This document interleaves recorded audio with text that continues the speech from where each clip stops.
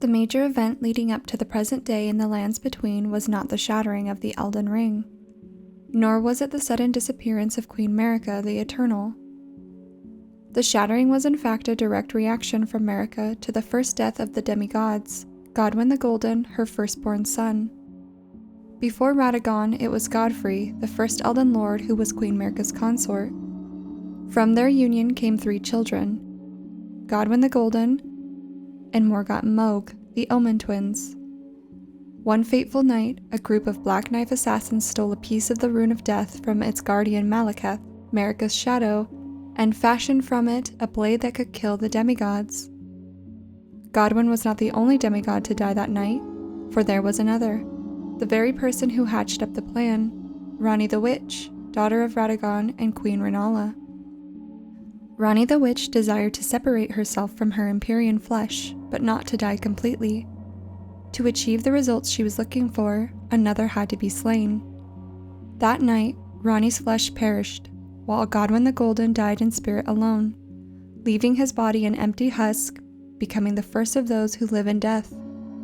Each of their bodies bore half of the Deathmark's curse, also known as the half-wheel wound of the centipede. Godwyn was laid to rest deep below the capital, at the very roots of the Erd tree, but because his body could not die, he began corrupting it. Godwyn, such cruelty, such humiliation. Oh, my poor sweet lordling should have died a true death. As the first of the demigods to die, as a martyr to destined death. But why must it yet bring such disgrace? A scion of the Golden Bough, sentenced to live in death. How could such a thing come to be? A piece of the Rune of Death still remained in his corpse, festering at the roots of the Erd tree, and because of this, it began to spread across the lands between, and form what is known as Deathroot. Deathroot is the source that gives rise to those who live in death, the undead whose spirits cannot return to the Erd tree. These undead are left to wander the lands between, awaiting someone to lead them. There were those who tried to lay Godwyn to rest forever, as is noted in the description of the Golden Epitaph Straightsword, which reads, "A sword made to commemorate the death of Godwyn the Golden, first of the demigods to die, and fused with the humble prayer of a young boy. O brother, Lord brother, please die a true death." This prayer can be assumed to have come from Godwyn's younger half-brother Miquella, the Unalloyed, who was cursed with eternal youth, remaining a child forever. Another who tried was the ancient dragon Fortisax, now known as Lich Dragon Fortisax. The two befriended after Godwyn defeated Fortisax during the War of the Ancient Dragons. In his remembrance, it reads, "After Godwyn the Golden became the Prince of Death, the ancient dragon fought long and hard against death within its companion. Alas, victory was never achieved, and its only reward was corruption." It becomes clear that everything the Prince of Death touches, he corrupts. However, there are those who worship Godwyn in this form and wish to embrace those who live in death.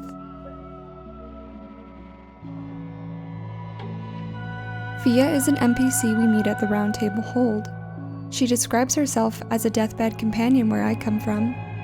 After I received the warmth and lively vigor from a number of champions, I lay with the remains of an exalted noble, to grant him another chance at life. To do so is the purpose of my being. Fia was driven away from her homelands before she could bear the dead noble into new life, compelling her to stay at the Round Table Hold. If you allow her to hold you, Fia grants you with a Baldachin blessing, which decreases your maximum health by 5% until used and its effects wear off. As you progress through the game, it becomes clear that she holds many other Tarnished, confirmed by Fia herself, stating, "My dear, have you ever heard of Black Knife Prince? Dear Rogier likes to talk of it when abed." It is also suggested that she kept the company of Lionel the Lionhearted. You can find his dead body in a bed inside the capital, next to a dress that resembles Fia's. When reading his armor's description, it mentions Fia, reading, "When this chivalrous, dauntless knight met Fia, who had been driven from her home, he declared himself to be the father." Lionel is also one of Fia's champions during the fight in the deep-root depths.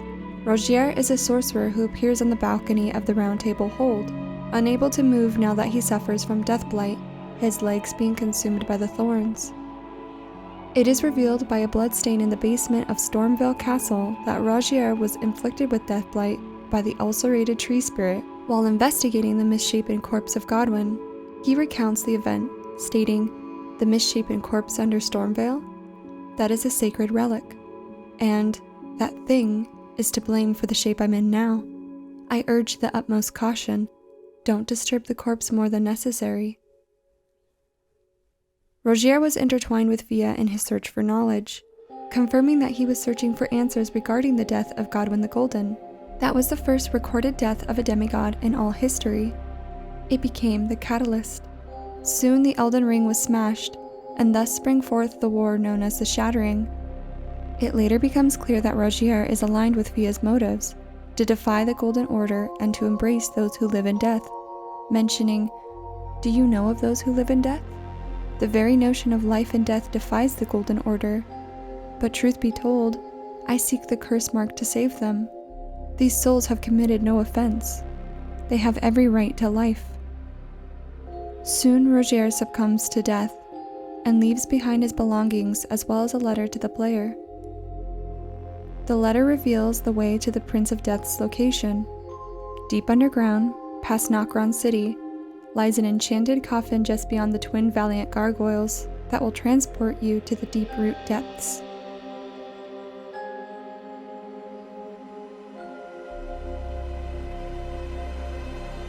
There, Rogier is also one of Fia's champions that the player must fight.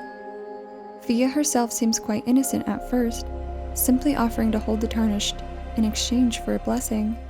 However, it begins to appear that she is more nefarious than one would suspect. It appears her champions all happen to be tarnished, who presumably quickly died after becoming intertwined with her. She also is responsible for the death of Dee, Hunter of the Dead. Fia's Mist, a spell created by Fia, creates a deathly mist before the caster, which inflicts death blight upon those who enter and is effective only against the tarnished. This means that Fia created a spell that can only affect the very people she seeks out at the Round Table Hold. After Dee is found dead, with Fia standing over him, she states that she is leaving and says, "Hark, Round Table, disturb not the death of Godwin the Exalted. We, who humbly live in death, live in waiting, to one day welcome our Lord. What right does anyone have to object?" In the event that Dee, or Devon, Hunter of Death, is killed, you can pick up his armor and take it to his lost twin brother, Dee, Darien, Beholder of Death. Darien has been left traumatized and shaken after witnessing the Prince of Death's mutated body buried amongst the Erdtree's roots, as confirmed in Rogier's letter. He will take his fallen brother's armor from you and return to the depths to kill Fia, avenging his brother. His following dialogue is brutal, boasting, "Ha! Prince of Death, take a good long look. See the wrath of the Golden Order, the Order's justice, right in blood. This is what becomes of your precious witch. No more children can be got from this useless flesh. Behold, your mother is dead." This dialogue and the description from Lionel's armor suggests that Fia has birthed a child, perhaps even more than one. And if the player chooses to side with Fia and bring her Rani's death mark, she births another. The Mending Rune of the Death Prince is a rune gestated by Fia that can be used to mend the broken Elden Ring by the Elden Lord. This rune will embed the principle of life within death into the very order itself. Fia lies with Godwin's mutated corpse, and through their union, creates this rune for you to use once you've reached the status of Elden Lord. Now, from here on out, this is total speculation. I believe that Fia seeks out and manipulates Tarnished specifically to absorb their vigor, or health, to retain it and birth anew a dead lord. By offering to hold and comfort vulnerable Tarnished, Fia steals a small portion of their life, bit by bit, until she has enough to perform her birthing act. I also find it interesting that her champions were all tarnished, and more specifically, tarnished that supported her in life and very soon after died. Then, in death, Fia is able to summon them as spirit ashes, and as we know, individuals can willingly or unwillingly be made into summoning ashes after they die. And finally, because her spell Fia's Miss was created specifically to cause deathblight to the Tarnished and the Tarnished alone, I do believe Fia to be a more villainous character than many make her out to be.